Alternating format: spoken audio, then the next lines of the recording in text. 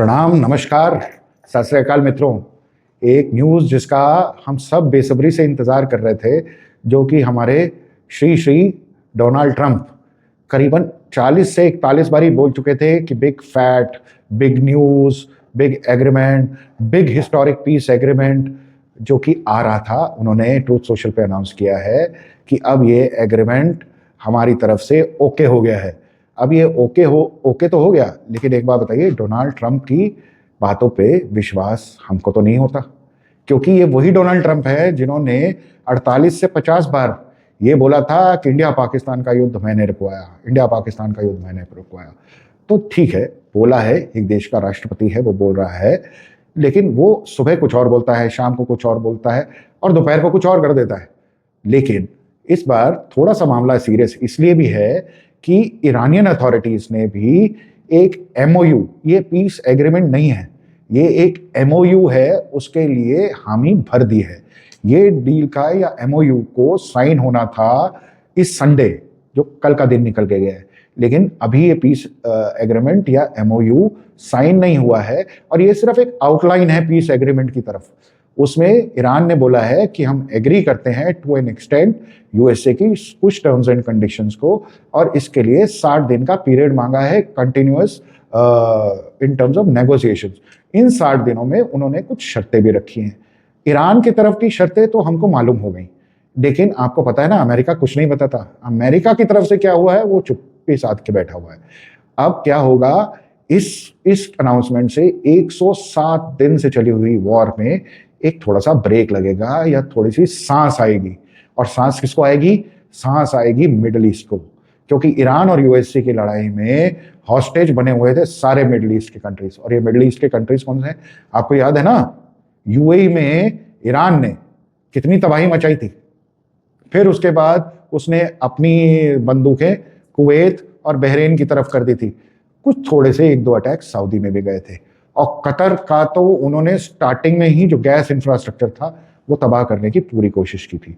अब इससे UAE, Saudi Arabia, Qatar, Kuwait, Oman, Bahrain, इन सबको थोड़ी सी चैन की सांस आएगी। अब ये तो हम नहीं कह सकते कि परमानेंटली आएगी, लेकिन 60 दिन के लिए तो आ जाएगी। अब जो ईरान की तरफ से जो उनके एजेंडा हुए हैं, जिनको कि एक बारी होता है ना कि भाई मोटा मोटी हम लोगों ने एग्री कर लिया, ये मोटा मोटी शर्त क्या है? सबसे पहली शर्त है जो ईरान और यूएसए ने ओके की है, वो ये है कि अभी एकदम right from this word go, अब कोई भी कंट्री एक दूसरे को अटैक नहीं करेगा।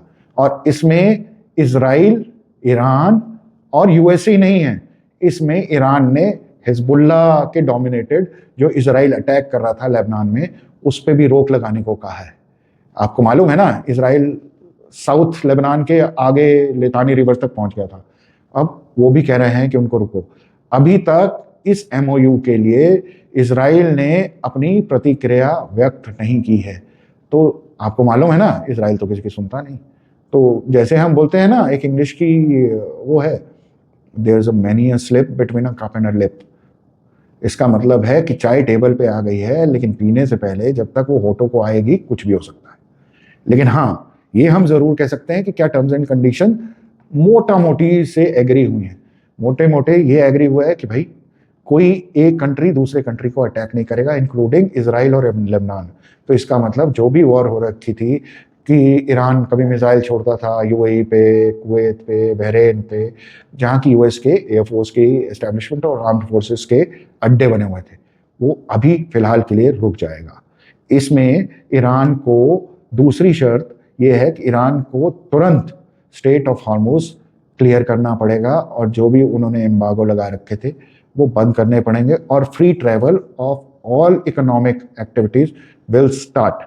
अच्छा, ये तो यूएस चाहता है, लेकिन इसमें ईरान बोल रहा है कि जैसे वो बोल रहा है कि एम्बार्गो हटा दो और मेरे सारे शिप्स को आने जाने की अनुमति दे दो, तो ईरान बोल रहा है कि आप भी, जो यूएसए ने ब्लॉकेट लगाया हुआ है पूरे ईरान के शिप्स को रोकने के लिए या ईरान से एलाइड शिप्स को रोकने के लिए, कि जो उनके तरफ से सामान लेके दूसरे कंट्रीज को जाते हैं, वो सैंक्शंस भी खत्म होंगी एटलीस्ट मिनिमम 60 दिन के लिए, जब तक ये एमओयू साइन होता है। उसके अलावा ईरान ये बोल रहा है कि भैया मेरे कुछ 24 बिलियन डॉलर तुमने फ्रीज करके रखे हुए हैं, तो जैसे ही एमओयू साइन होगा तुरंत हमें आधी पेमेंट आप डीफ्रीज करोगे, फिर उसके बाद विद इन 60 डेज आप वो डीफ्रीज करोगे। चलिए ठीक है, ये यूएस कंसिडर कर सकता है क्योंकि उसके लिए डॉलर्स की तो पेमेंट है, वो कर सकता है। लेकिन अगर आपने एक कैश ट्रैप्ड इकोनॉमी जो कि एक एक डॉलर के लिए तरस रही है, उसको हल्की सी भी ढील दे दी, होता है ना जब हम पतंग उड़ाते हैं ढील देते हैं तो वो ऊपर चढ़ जाती है, अगर वो ऊपर चढ़ गया तो 60 दिन के बाद क्या होगा?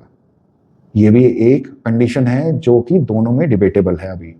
और उसके बाद एग्रीमेंट के हिसाब से या यूएस के हिसाब से यूएस बोल रहा है कि इन 60 दिनों में एक इंफ्रास्ट्रक्चर या नेगोशिएशन तैयार होंगी जिसमें कि ईरान को अपने न्यूक्लियर एम्बिशंस को त्यागना पड़ेगा और उसका क्या स्टेप बाय स्टेप रेजोल्यूशन होगा वो डिस्कस करके उसको फाइनलाइज करना पड़ेगा।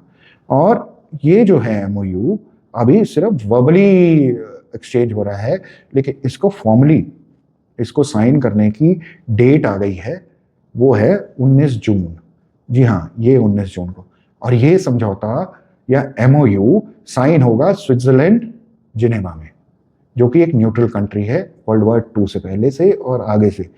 अब इसमें क्योंकि ये बिग ब्यूटीफुल डील है ना डोनाल्ड ट्रंप की, तो अभी जो वेरीफाई हुआ है या कंफर्म हुआ है वो ये है कि यूएसए के वाइस प्रेसिडेंट जेडी वांस उस समय वहां मौजूद होंगे, और ये भी हो सकता है कि अपना नाम कमाने के लिए उस बैठक में डोनाल्ड ट्रंप भी मौजूद हों, ये लेकिन अभी कंफर्मेशन नहीं है। अब ये तो हो गया सब। अब उसके बाद ये बोल रहे हैं कि जो रिपोर्ट हुआ है, ये सारी डील्स जो ईरान की शर्तें हुई हैं, ये उनकी एक इंडिपेंडेंट न्यूज़ एजेंसी है जो कि मेहर है, मेहर के नाम से है, वो ये भी कह रहे हैं कि ईरान ये चाहता है कि यूएस अपनी सारी ट्रूप्स जो कि ईरान के आसपास स्टेशन है उसको विड्रॉ करे और आगे के लिए गारंटीज दे कि ईरान के आसपास जितने भी उसके आर्म्ड फोर्सेस या आर्म बेसिस हैं उसमें वो अपनी सैनिकों या इंफ्रास्ट्रक्चर की तादाद ज़्यादा नहीं बढ़ाएगा, जिससे कि रीजन में एक स्टेबिलिटी रहे। उसके अलावा चलिए, ये भी एक डिबेट का इशू है ना, अब यूएसए ने इतने सारे एयर बेसिस खोल रखे हैं, एक ईरान के कहने से तो नहीं हटाएगा ना, क्योंकि उसको मिडिल ईस्ट में भी अपनी इन्फ्लुएंस तो कायम करके रखनी है। आफ्टर ऑल गेम तो तेल का है, तेल पे अपना कंट्रोल कैसे छोड़ देगा यूएसए। उसके अलावा जो ईरान बोल रहा है, ईरान ने क्लेम किया है कि हमारा जो तुमने डिस्ट्रक्शन की है, तुमने खर्ग आइलैंड पे बम मार दिए, तुमने तेहरान पे बम मार दिए, तुमने इस्फहान में बम मार दिए और अलग अलग शहरों पे बम मार के हमारा सारा इंफ्रास्ट्रक्चर बर्बाद किया है, उसके लिए हमारे को 300 बिलियन डॉलर्स एक फेस्ड मैनर में चाहिए अपने को इकोनॉमिकली स्ट्रॉन्ग करने के लिए और देश को एक बार दोबारा खड़ा करने के लिए। अब ये 300 बिलियन डॉलर ईरान किससे मांग रहा है? ईरान यूएसए से अकेले नहीं मांग रहा है, ईरान बोल रहा है यूएसए एंड इट्स एलाइज। आपको याद है हमने क्या कहा था? इस वॉर की कॉस्ट यूएसए के साथ उसके मिडिल ईस्ट एलाइज भी भरेंगे। अब ये 300 बिलियन तो ऐसा होता है ना कि जैसे मांगने को मैंने मांग लिया, मेरा एक एक्सीडेंट हुआ, वो जो सामने वाला है उसको थोड़ी मैंने चोट ज़्यादा पहुंचा दी, तो वो कहता है अरे साहब मेरा तो ये भी टूट गया, मेरा तो वो भी टूट गया, मेरे को ये है। अब इस पे नेगोशिएशन हुई, लेकिन इस नेगोशिएशन के बाद जो भी कुछ एग्री होगा उसका भार अकेले यूएस नहीं उठाएगा, उसका भार उठाएंगे यही उनके मिडिल ईस्ट के दोस्त, जहाँ की ईरान कह रहा है कि वो अपने एयर बेसिस आपने कायम कर रखे हैं। ये हैं कुवैत, बहरीन, कतर, ये सब कंट्रीज को मिलके इसका भार उठाना पड़ेगा। अब उसके अलावा जो मेन इशू है, जो यूएस का मेन इशू है, जैसे कि हमने बताया ना कि साहब न्यूक्लियर एम्बिशन को ईरान को बंद करना पड़ेगा, लेकिन इसमें भी दो दो गुट है ईरान में। एक तो करंट डिस्पेंसेशन है, जो पॉलिटिकल डिस्पेंसेशन है ईरान की, वो बहुत हक से, वो इस हक में है कि पीस ट्रीटी जल्दी होनी चाहिए, हमारे देश की अर्थव्यवस्था बहुत बहुत नीचे गिरी जा सकती है, तो इसको ऊपर उठाने के लिए जल्दी पीस टॉक होना चाहिए। एक है उनका आईआरजीसी, जो कि पैरेलल गवर्नमेंट चला रही है, वो बोलती है कि हम न्यूक्लियर एम्बिशन के लिए तो लड़ ही रहे थे, हम अपना न्यूक्लियर एम्बिशन कैसे छोड़ देंगे, हमारा सॉवरन राइट है।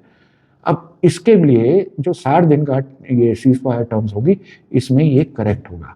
उसके बाद ईरान की एक और शर्त है, ईरान बोलता है कि मैं यूएसए पे ट्रस्ट नहीं करता, है ना, कोई भी एक सेन कंट्री जिस तरह से आज डोनाल्ड ट्रंप यूएसए को लेके चल रहे हैं, कोई भी उन पर विश्वास नहीं करेगा। तो वो ये बोल रहा है कि जो भी ये 60 दिन में सीज फायर का MOU रेडी होके जो फाइनल नेगोशिएशन होंगी उसको रेटिफाई कौन करेगा? यूएन सिक्योरिटी असेंबली में एक रेजोल्यूशन ला के उसको अप्रूव करना पड़ेगा, ताकि सारे के सारे जो यूएन के कंट्रीज हैं वो इसकी पार्टी बने कि ये जो एग्रीमेंट, पीस एग्रीमेंट है, ये लंबा चले और कंसिडरेट हो और सबके लिए फायदे का हो। देखिए, है तो ये एक अच्छी डेवलपमेंट, इससे हमारा भी भला होता है। जैसे कि है ना, अगर अमेरिका फर्स्ट बोल रहा है तो इंडिया फर्स्ट बोलेगा ना, ऐसे ही कतर फर्स्ट होगा, सऊदी होगा। अब इन सब में एक फुदकता हुआ छोटा सा बच्चा बहुत की रोल सोच रहा है, मैं कर रहा हूँ, पाकिस्तान, कुरियर बॉय। उस कुरियर बॉय ने भी ये बोला है कि हाँ, ईरान ने हाँ कर दी है MOU साइन करने के लिए, और 60 दिन का पीरियड है। इस 60 दिन के पीरियड में ये संधि कैसे नेगोशिएट होती है वो तो वक्त ही बताएगा। एक और टॉपिक के लिए हम जल्दी ही आपके समक्ष उपस्थित होंगे। मैंगो माइन फैमिली को प्रणाम, नमस्ते, सत श्री अकाल।